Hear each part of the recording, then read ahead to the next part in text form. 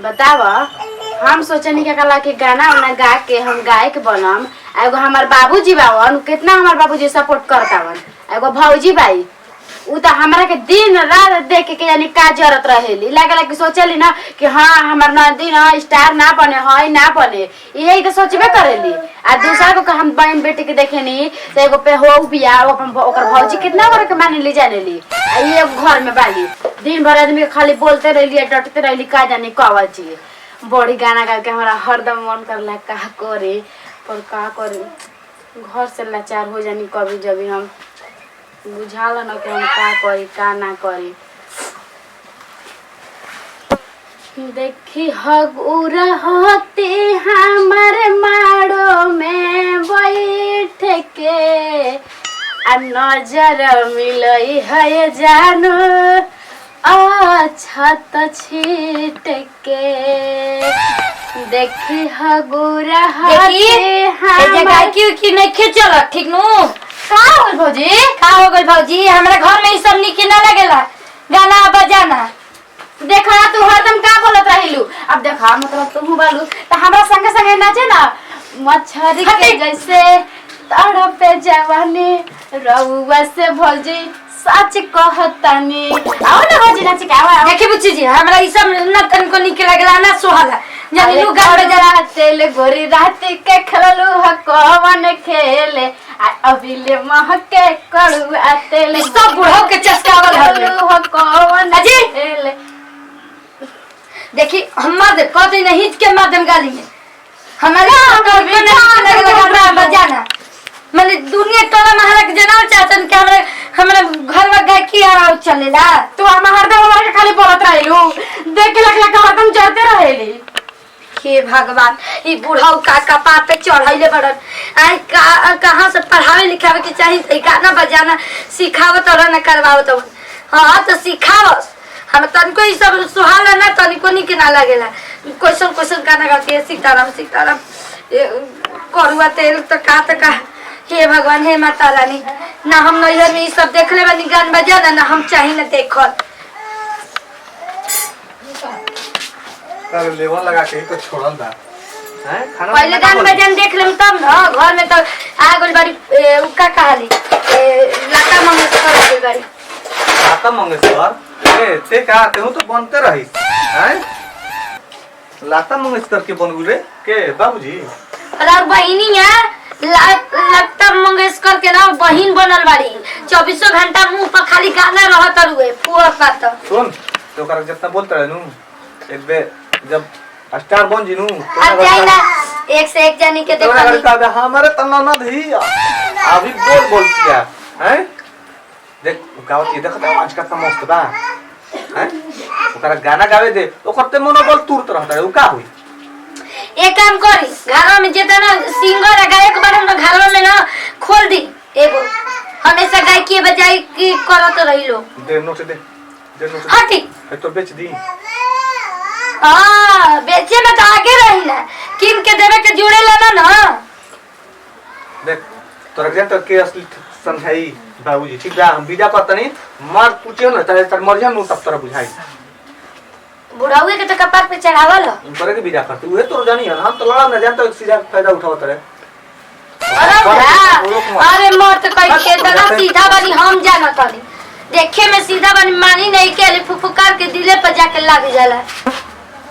बुढ़ाऊ के हम सोचिया बतानी घर में ई सब ना होके के चाहिए उठो गिटार में कर बता हम काने बार अरे बाप आई करे फटाफट दसरा तैयारी के जरा दहिया में जाने नहीं के दहिया लेके हेंगा नियन घून लाग जाई दहिया में रे काहे बाप रे बाप एक चला जाए देखा में ओद बाटे ओजन होइबे करी लखठो खरदाई कोनो नहीं किसी तरह देख के कैसे कि बुढ़वा लेके जाता का जरूरत है मार और ये गोतिया में बियाह शादी बा मार हाय हुई बोलत रहत ऐसे यानी कपार रात भर खाई तैसा दिना भर तक खाते पैसा बस दिमाग हमारे हैंग हो जाता। सपना में दर्शन दे अली हो जगदीशपुर के मैया का बुझी। अरे बाप रे बाप ये गाना हम बहुत सुहरी लागत है हमारा के लिए। सही बाबूजी। गाओ गाओ गाओ सही। गाओ गाओ। सपना में दर्शन दे अली हो जगदीशपुर के माई, सपना में दर्शन दे अली हो जगदीशपुर के माई। स्टूडियो में कहीं भी ना, स्टूडियो में तो सुना हरिद्वार पालो वाह वाह वाह वाह। हरिद्वार पालो कन्हैया से कह दो। बाबूजी बाबूजी लगता कि हम गावत नहीं, तू लगता कि सुर में चल देता वा ना रे गाना गावत ना तो वैसन दिलवा में चुभत ना कि एक पीस गाना लागत है। जब तली वैसन गाना गई ना तो स्टूडियो वाला न देख के न पगला जी की कहा ये गाय की रही है। ये का करता हो बाबूजी? जब तली एक बेच के न पैसा जुटा के हाँ। तब ना प्रोग्राम पर जेबी चाहे कहीं जेबी चाहे गाना गाना कोई तो ठीक कहता काला पैसा मांगल जी ओनी से तो दिया से नहीं, यही से पैसा दम जुटा बेच के देखिए सब कहे जान ना। ठीक बा ठीक हम जाते हैं ना। हो जा बाबूजी कितना हमरा के निक बा, ई सब कोई हमरा के सपोर्ट करता है। एगो भौजी वाली कैसे हमरा कहत रही ऐसे तैसे। अब बाबूजी के सामने हम कौन गाना गा देनी है, अभी हमारा तो मन करते रहे गाय के कच मारतिया के फिगर फराक वाली। चल दनी हाँ का भाई एक हम कि का उखाड़ के आवत हरु। अच्छा देखा हमरा से नीचे ना बराबर मत कर, ठीक बना। अब जाते त निमन हमर सामने के जाई दा बाबूजी जाते ने चल के।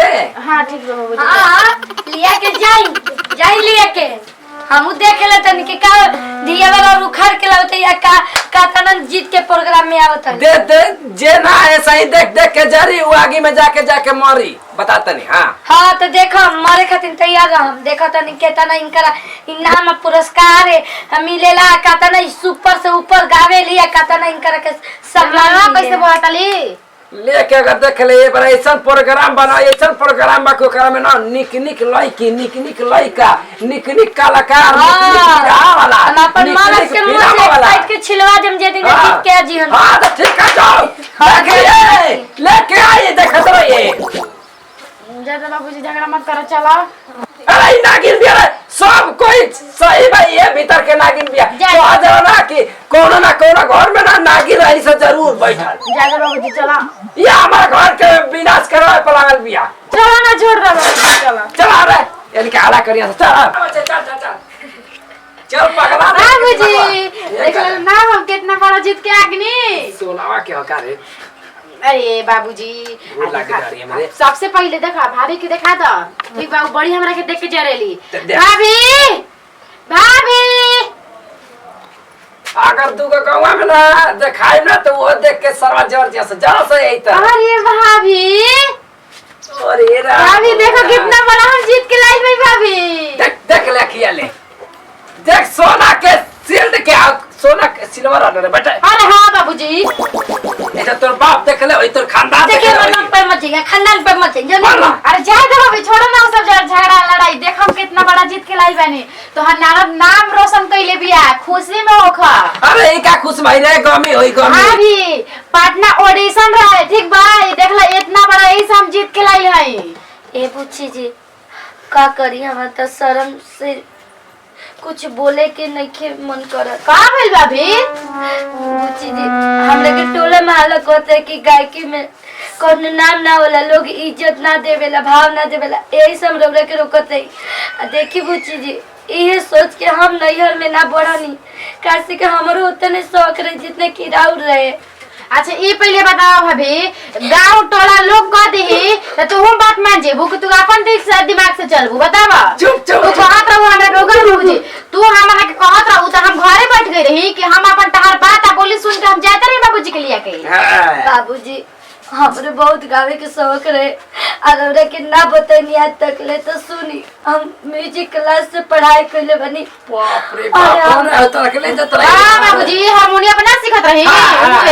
बुच्ची जी, लेकिन रौरा टेंशन मत ली। आज रौरा गोल्ड के जीतल हुई ना, कुछ दिन में देखो रौर जगत में नाम होई। और रौरा के हम हारमोनियम बजाए के सिखाए, हम गाय के सब सिखाए। भाभी बजा लेलु भाभी। सपोर्ट हम रौर कर, हम रौरा के नीक नीक गीत लिख के देब, रौरा के हारमोनियम सिखाए, नाल ढोल झाल सब हम सिखाए। ठीक बा। आ सब गुण से रौरा आगर रहब। देखली ना कि जब अगर लड़की के शौक हो भी अब अगर बाटे तो समझ लड़की ना है हमार बेटा है। हाँ जी, कलकारी कोनो खराब ना होला, लोग के नजरिया खराब होला। आज हम जान गए कि कलकारी कलकारी होला, सबके भगवान ना देवेला और ना सरस्वती में सबके देवेली गुण। अच्छा ना जाए अपना परिवार में दबा दबा करे ना तो ओकर बेटा है, चाहे कोई आगे ना बढ़े, कोनो भी काम अगर करो तो बुच्ची जी, घर के यही बात तो सपोर्ट चलेगा रहेगा। के मुंह मीठा करी। हाँ ले चल चलो भाभी पहले एक पूजा करके आ पूजा वाला रूम में रख देता। ठीक बा चलो। चलो अरे ना समा के हम दिखाई गोगा मेरे आए हे बाबूजी। चला सा